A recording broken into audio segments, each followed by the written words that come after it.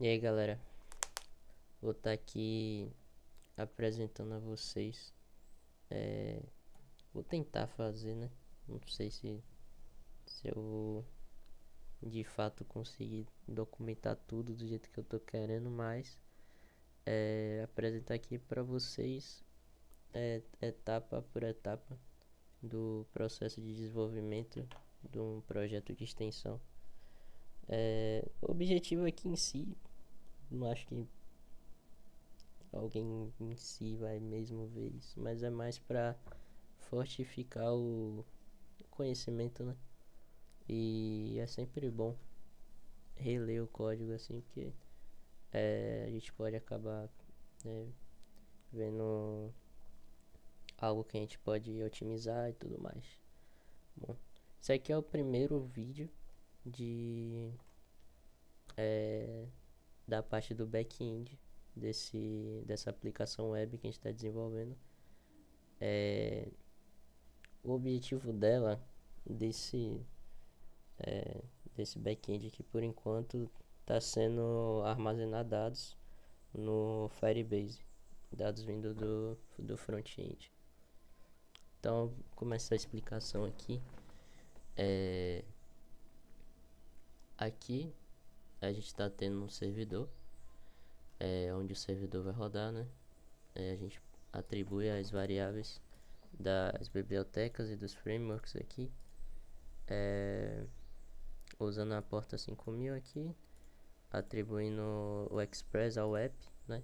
Que é o padrão que normalmente a gente usa. E aqui estabelecendo um chorus porque eu estava testando num front-end básico, porque dava para testar com Insomnia, mas eu precisava upar a imagem. Aí eu não achei, não sei se tem como fazer pelo Insomnia, mas aí eu fiz um front-endzinho básico para testar. E aí eu precisei configurar esse cores aqui, esse credentials. Aqui, para as requisições aceitarem o JSON com limite de 50 megabytes. E aqui para aceitar o URL encoded, né? Aí botando aqui o limite de 50 também. E o extended true, né? Aqui para ele poder usar as rotas, né? Que vão vir de API routes. E aqui o servidor, né? Rodando de fato, né? Vai rodar na porta 5000. E aí aqui é pra gente poder inicializar ele direitinho. Agora indo pros arquivos, né? De fato, a gente tem aqui o Firebase.js na pasta config. Ele vai ser o responsável por fazer a ligação com o banco de dados do Firebase. Então aqui a gente atribui admin ao Firebase admin, né? Que é a biblioteca do Firebase. Aqui para ler o arquivo, né? Sincronamente. E o path, né? Para pegar o diretório, né? Porque essa ligação com o Firebase, ela usa um JSON com as configurações. Aí a gente atribui o path desse JSON, né? A essa service account path aqui. E aí a gente faz essa leitura desse JSON aqui. A gente faz essa leitura atribuindo o JSON a um... Não atribuindo, né? Mas meio que transformando o JSON em um objeto para fazer a leitura, né? No caso. E aí com esse objeto a gente coloca ele aqui na inicialização do app. E aí a gente consegue pegar a instância do Firestore aqui como DB, né? E aí a gente exporta ele pra gente poder usar nas funções que forem necessárias, colocar dados no banco ou enfim interagir com ele.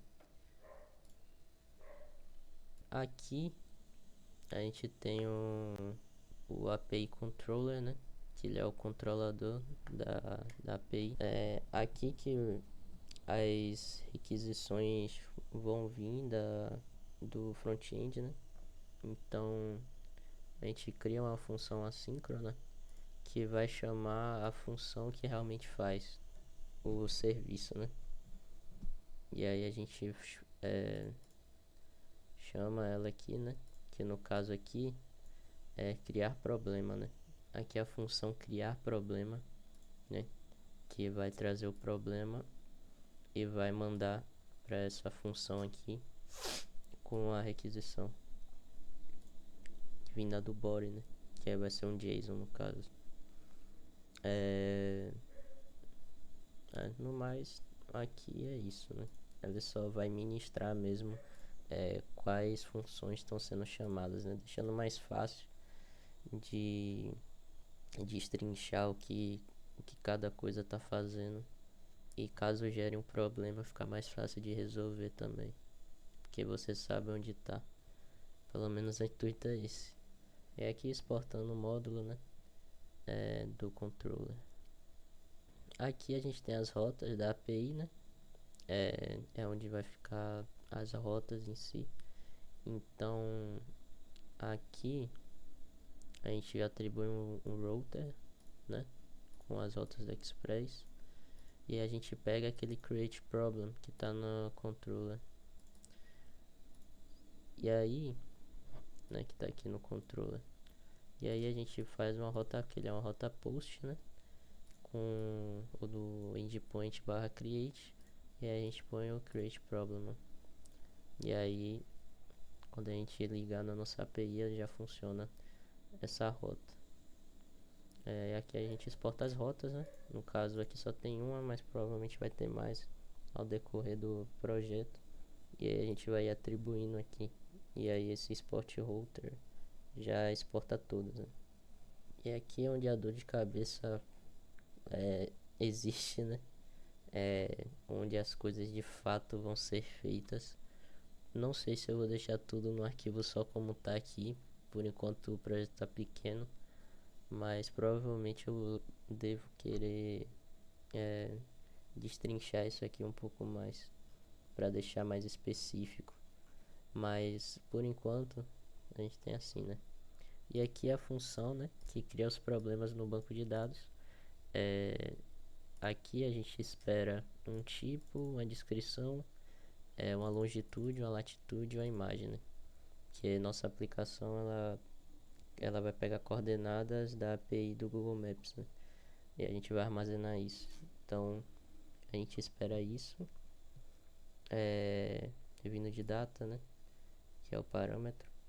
E aí se tiver imagem, porque é opcional a imagem, a gente vai gerar a imagem, um URL da imagem para poder armazenar no banco de dados, porque armazenar a imagem completa no banco de dados é custoso e é mais prático fazer por URL, digo pelo sentido de performance também, mas porque fica muito custoso colocar uma imagem toda no banco de dados, e ainda mais o Firebase que usa storage, e o storage não é gratuito, né?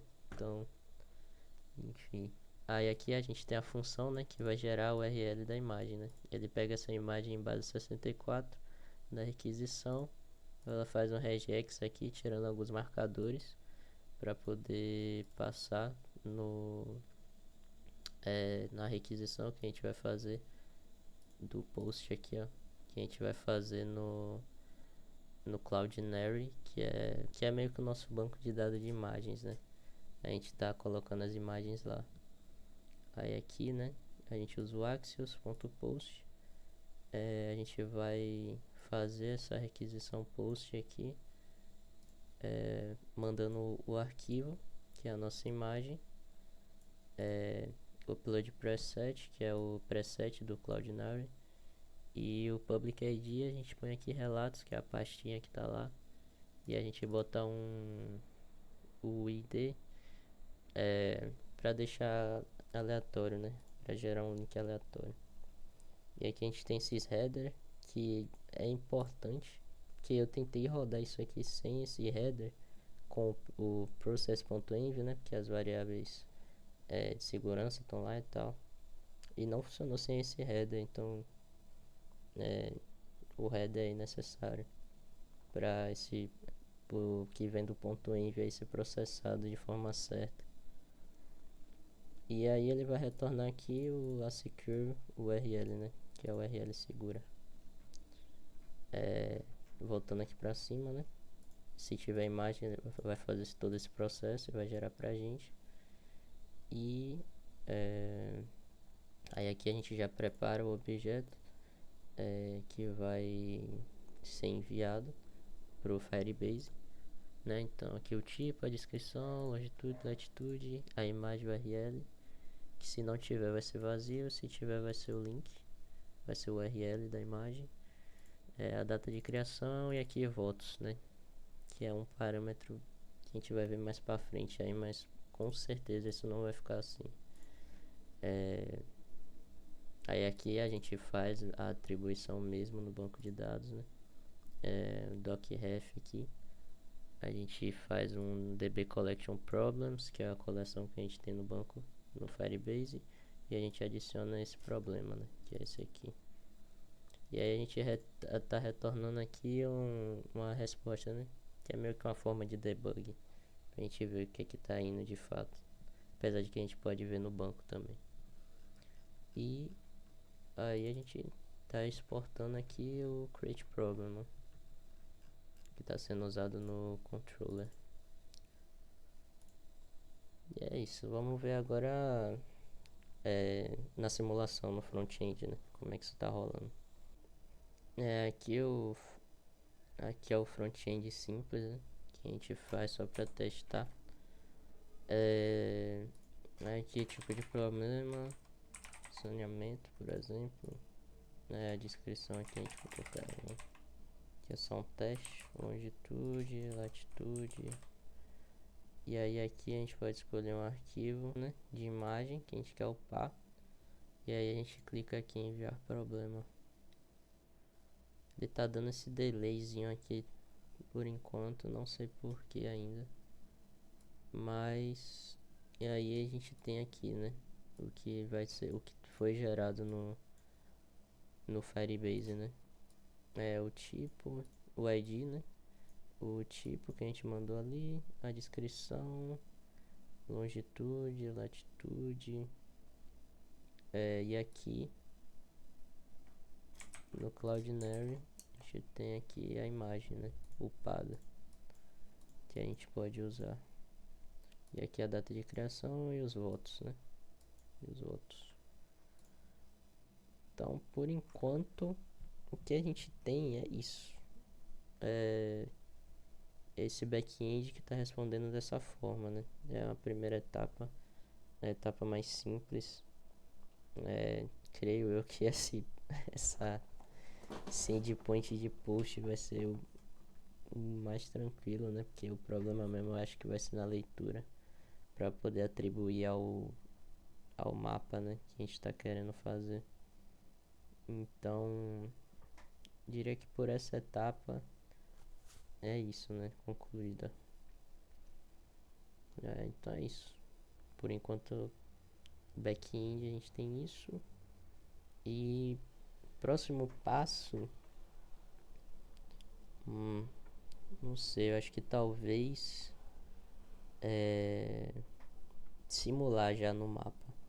Provavelmente já mexendo com o front-end, atribuindo o API do Google Maps, né? Pra gente poder pegar esses dados, não dessa forma, mas da forma que provavelmente vai ser, né? E é isso. Valeu.